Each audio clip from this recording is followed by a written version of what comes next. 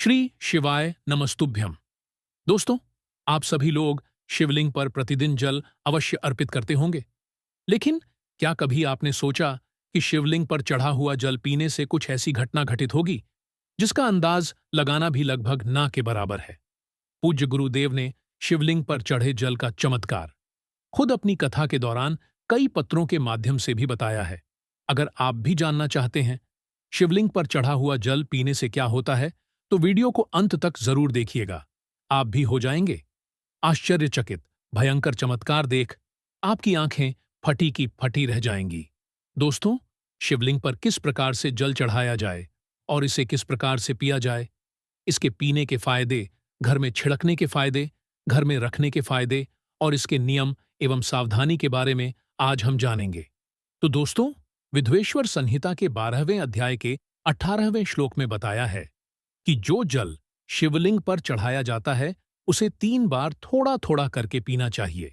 और उसमें स्पष्ट लिखा है कि इससे शरीर के बाहरी, आंतरिक एवं मानसिक इन तीनों प्रकार के रोगों से मुक्ति मिलती है। दोस्तों, पूज्य गुरुदेव भी अपनी प्रत्येक कथा में कहते हैं कि एक लोटा जल सारी समस्याओं का हाल, यानी एक लोटा जल और संपूर्ण फल। ऐसी कोई समस्या नहीं जो शिवलिंग पर चढ़ा जल दूर न कर सके।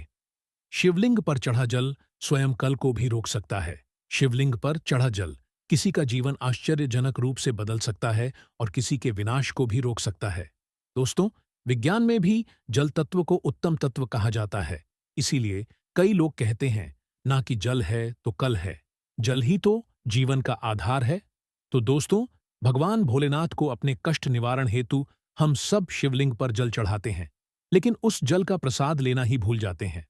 हम सब भोले बाबा को खूब जल चढ़ाते हैं, बहुत मनोरथ बोलते हुए, बहुत कामना बोलते हुए, भगवान हमारे इस कामनाओं को पूर्ण करिए, यह सब बोलते हुए खूब जल चढ़ाते हैं। लेकिन जल चढ़ाने भर से हमारी समस्या का निवारण नहीं होता है। दोस्तों, हम उसका प्रसाद लेना ही भूल जाते हैं। भगवान भोलेनाथ को जल चढ़ाने के बाद उस जल रूपी प्रसाद को लेना ही भूल जाते हैं। तो शिवलिंग पर चढ़ा जल भोलेनाथ जी का प्रसाद माना जाता है और हम सब यह प्रसाद रूपी भोलेनाथ जी के आशीर्वाद को ही लेना भूल जाते हैं। तो आज हम जानेंगे कि शिवलिंग पर चढ़ा हुआ जल किस प्रकार से ग्रहण किया जाए और जल पीने के फायदे, अगर हम पीते हैं तो हमारे जीवन में क्या चमत्कार घटित होने लगता है। जिस दिन हम शिवलिंग पर चढ़ा हुआ जल पीते हैं उसी दिन से हमारे साथ में क्या क्या चमत्कार होता है, आइए इस वीडियो में जानते हैं। लेकिन आपसे एक विनती है कि वीडियो को लाइक जरूर करिएगा और सच्चे दिल से कमेंट बॉक्स में लिखना न भूलें। हर हर महादेव, ओम नमः शिवाय भोलेनाथ का नाम लिखने से ही शिवलिंग पर एक लोटा जल अर्पित करना माना जाता है। तो दोस्तों, आपको बता दें, शिवलिंग पर चढ़ा जल हमारे घर में भी पिया जाता है और भगवान शिव की कृपा से आज हम संपूर्ण और धन से परिपूर्ण है, सभी बीमारियों से दूर रहते हैं। तो दोस्तों, शिवलिंग पर चढ़े हुए जल को पीने से आरोग्य की प्राप्ति होती है। आरोग्य अर्थात हम बीमार नहीं पड़ते हैं। इसको पीने से काफी लंबे समय तक बुखार नहीं आता। बुखार यदि आता भी है तो 5 से 10 सालों के बाद ही आता है। कई लोग जैसे ही मौसम में बदलाव आते हैं तो बहुत सारे ऐसे लोग होते हैं जो कि निरंतर बीमार पड़ते हैं, तो उनके लिए यह जल रामबाण साबित होता है। शिवलिंग पर चढ़े हुए जल को आप पीते हैं तो हमेशा आरोग्य रहेंगे। और एक खास बात, अगर आप लोग प्रतिदिन शिवलिंग पर जल नहीं चढ़ा पाते हैं तो किसी भी समय में जल चढ़ाइए, कोई बात नहीं। आप शिवलिंग पर चढ़े हुए जल को इकट्ठा करके किसी बड़े से बोतल में एकत्रित करके रख लीजिए और थोड़ा थोड़ा प्रतिदिन पीजिए। तो इस जल को पीने से आपको और आपके पूरे परिवार को आरोग्य की प्राप्ति होती है। यदि आपकी आंखों में बार बार कीचड़ आ जाते हैं, धुंधलापन सा आ जाता है, चश्मा लग गया है, दिखाई कम पड़ता है, सुबह उठते समय आंखों में दर्द होता है, जलन होती है, तो ऐसे में शिवलिंग पर चढ़े जल से चेहरा धोने से, आंखों पर जल छिड़कने से समस्त बीमारियां, रोग दूर हो जाते हैं। दोस्तों, मेरी आंखें भी जब खराब हो जाती हैं तो मैं भी इसी जल से अपनी आंखों को धो लेता हूं, जिससे कि मुझे काफी आराम मिलता है। तो इस जल से नेत्र रोग भी दूर हो जाते हैं और आंखों की रोशनी भी तेज हो जाती है, यानी कि बढ़ जाती है। दोस्तों, शिवलिंग पर चढ़ा हुआ जल पीने से भाग्य बलवान होता है। अर्थात अगर आपका दुर्भाग्य आपका पीछा नहीं छोड़ रहा है तो शिवलिंग पर चढ़ा हुआ जल पीजिए। आपका भाग्य बलवान होगा और आपका दुर्भाग्य आपसे कोसों दूर भागेगा। अगर किसी भी प्रकार का ग्रह दोष बड़ा आपको सता रहा है, आपको समझ में नहीं आ रहा, जिसके कारण आपकी आध्यात्मिक उन्नति रुक चुकी है, आप आगे नहीं बढ़ पा रहे हैं, या फिर सफलता की ओर जैसे ही कदम रखते हैं किसी भी प्रकार की बड़ी परेशानी आपके जीवन में आ जाते हैं, तो यह सब नवग्रह के कारण होता है और अपने पूर्वकृत कुछ कर्मों के कारण होता है। तो ग्रह दोष एवं समस्त प्रकार की बाधाओं से बचने के लिए शिवलिंग पर चढ़े हुए जल को नित्य पीजिए। आपकी किसी भी ग्रह नक्षत्र की पीड़ा आपको सता रही है तो वह भी जड़ से समाप्त हो जाएगी। इसी के साथ दोस्तों, शिवलिंग पर चढ़ा हुआ जल पीने से शरीर का पुनः कायाकल्प होता है। अर्थात जैसे कि आपके शरीर में बुढ़ापा आ चुका है, आपके शरीर में ताकत नहीं बची, आपके शरीर में जोश नहीं है, आपके शरीर में वो पूर्व शक्ति नहीं है जो कि थी। तो अगर आप भी अपने शरीर का कायाकल्प करना चाहते हैं, अपने शरीर में नई ताकत लाना चाहते हैं, नई ऊर्जा का एहसास करना चाहते हैं, तो शिवलिंग पर चढ़े हुए जल को पीना शुरू कर दीजिए। आपके शरीर में पुनः नई ताकत आएगी। अगर आपके द्वारा किसी भी प्रकार के पूर्वकृत में पाप हो गए हैं, जिससे आप पश्चाताप के रूप में आप उन पापों से मुक्ति पाना चाहते हैं, तो नियमित रूप से शिवलिंग पर जल चढ़ाइए और उस जल को पीना शुरू कर दीजिए। बीच में गैप हो जाता है तो आप एक काम करना, शिवलिंग पर चढ़े हुए जल को इकट्ठा करके किसी पतपात्र में रख लेना और इसे पी सकते हैं। तो इससे भी पाप का नाश होता है, पाप का समापन होता है। दोस्तों, अगर आप किसी मंत्र को सिद्ध करना चाहते हैं और आपको ईश्वर से वार्तालाप करनी हो, तब ऐसे समय में शिवलिंग पर चढ़े हुए जल को पीने से और नित्य एक माला ओम नमः शिवाय का जाप करने से आपको सिद्धि प्राप्त हो जाती है। आपको बुरे से बुरे संकट का और अच्छे से अच्छे शुभ समय का पहले से ही आभास हो जाएगा। अब दोस्तों, यह जानते हैं कि शिवलिंग पर चढ़े हुए जल को घर में छिड़कने से क्या होता है, यह जानना भी बेहद ही जरूरी है। तो दोस्तों, यदि शिवलिंग पर चढ़े हुए जल को आप भी अपने घर में छिड़कते हैं तो घर से गरीबी, दरिद्रता, गृहदोष, शोक, इन सब का नाश होता है। लंबे समय से गरीबी से परेशान है, घर में दरिद्रता पीछा छोड़ ही नहीं रही है, घर में दुख है, घर में शौक है, तो इन सब का नाश शिवलिंग पर चले हुए जल को घर में छिड़कने से हो जाता है।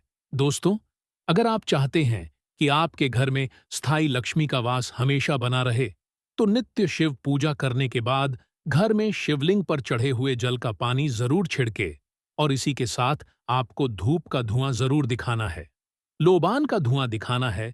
तो इससे आपके घर में स्थायी लक्ष्मी का वास हमेशा बना रहता है और अन्नपूर्णा का भंडार भरा रहता है। दोस्तों, शिवलिंग पर चढ़े हुए जल का पानी घर में छिड़कने से घर तीर्थ जैसा पवित्र हो जाता है। घर में रहने वाले सभी लोगों का जो आचरण होता है, व्यवहार होता है, बहुत ही सुंदर होता है। सोचने समझने की क्षमता भी अन्य लोगों की तुलना में 1000 गुना ज्यादा होती है और हमेशा बढ़ती ही जाती है। और आपके घर में हमेशा एकता बनी रहती है। किसी भी प्रकार का लड़ाई झगड़ा आपके घर में कभी नहीं होता है। दोस्तों, जो लोग जरा सा भी भोलेनाथ पर भरोसा रखते हैं, विश्वास रखते हैं, तो आप प्रतिदिन शिवलिंग पर चढ़े हुए जल का छिड़काव करें। आपके घर का वातावरण पवित्र रहेगा और शिवलिंग पर चढ़ा हुआ जल जिस घर में छिड़का जाता है वह घर तीर्थ जैसा हो जाता है। उस घर में साक्षात लक्ष्मी नारायण वास करते हैं। समस्त तीर्थ एवं देवी देवता गण वहां पर वास करते हैं और आपके घर में सुख शांति का हमेशा वास बना रहता है। घर का वास्तु दोष समाप्त हो जाता है। शिवलिंग पर चढ़े हुए जल को छिड़कने से यदि अगर आपको लगता है कि आपके घर में धन नहीं रुकता है या फिर आपके घर में नाना प्रकार के भयंकर दोष, पितृदोष, नजर दोष, शनि दोष, काल सर्प दोष, मंगल दोष होना शुरू हो चुके हैं, जैसे अचानक से घर में आग लग जाना, कई प्रकार की ऐसी जो क्रियाएं हैं जो घर में वास्तु दोष लगने के कारण होती है, तो घर में जितना जल्दी हो सके चाहे कुछ भी हो जाए, तब आप बिना देरी करें शिवलिंग पर चढ़े हुए जल को छिड़कना शुरू कर दीजिए। घर के सारे वास्तु दोष अपने आप समाप्त हो जाएंगे। दोस्तों, यह सभी दोष घर में तब उत्पन्न होते हैं जब घर में काल का वास हो जाता है, और जो महाकाल का भक्त हो तो काल भी उसका क्या करेगा। जिस घर में शिवलिंग पर चढ़े जल का छिड़काव होता है, उस घर में काल भी जाने से कांपते हैं, अर्थात उस घर में प्रवेश भी नहीं करता, क्योंकि साक्षात उस घर की रक्षा स्वयं शिव के गण करते हैं। आपके घर की डोर और आपके जीवन की डोर शिव के हाथों में आ जाती है। अब आप बस धन कमाए और पूजा भक्ति में लग जाए। आपका बाल बांका भी नहीं होगा, बल्कि आपका कल्याण ही होगा। दोस्तों, यदि घर पर अगर गंदी दृष्टि किसी की है, बूढ़ी नजर है, किसी की बद्दुआ लग गई है या काला जादू है, तो आप अभी से अपने घर को बचाना चाहते हैं तो शिव पर चढ़े हुए जल का छिड़काव आप अपने घर में करें, और एक छोटी सी बोतल में, छोटी सी एक सीसी में शिवलिंग के चढ़े हुए जल को इकट्ठा कर लीजिए और घर के मुख्य द्वार पर लाल कपड़े के मध्य से बांध के टांग दीजिए।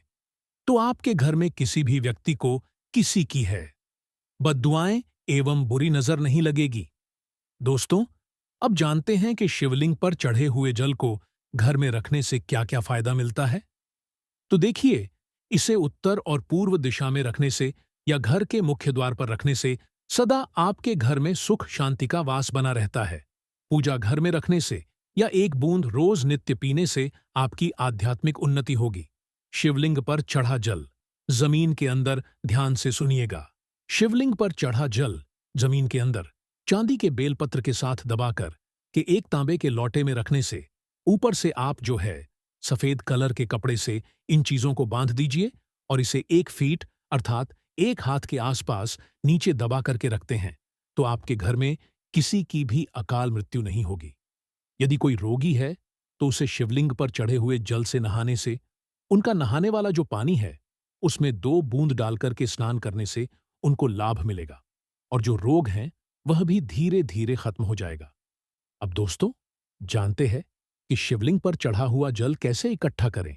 तो शिवलिंग पर जल चढ़ाते समय जलहरी, जिसे हम शिवलिंग का निचला भाग बोलते हैं, जिसे हम शिवलिंग का अंतिम भाग भी बोल सकते हैं, तो इसके नीचे जहां पर शिवलिंग के ऊपर में आप जल चढ़ाते हैं, उसका जो लास्ट छोर होता है जिसे हम जलहरी बोलते हैं, तो उसके नीचे में एक पात्र रख दीजिए। तांबे का पात्र रखना है और उसमें आपको शिवलिंग पर चढ़े हुए जल को इकट्ठा करना है और इसे शिवलिंग पर माथा टेकने के बाद ही, भोलेनाथ का स्मरण करने के बाद ही प्रसाद समझ करके इकट्ठा करके रखना है।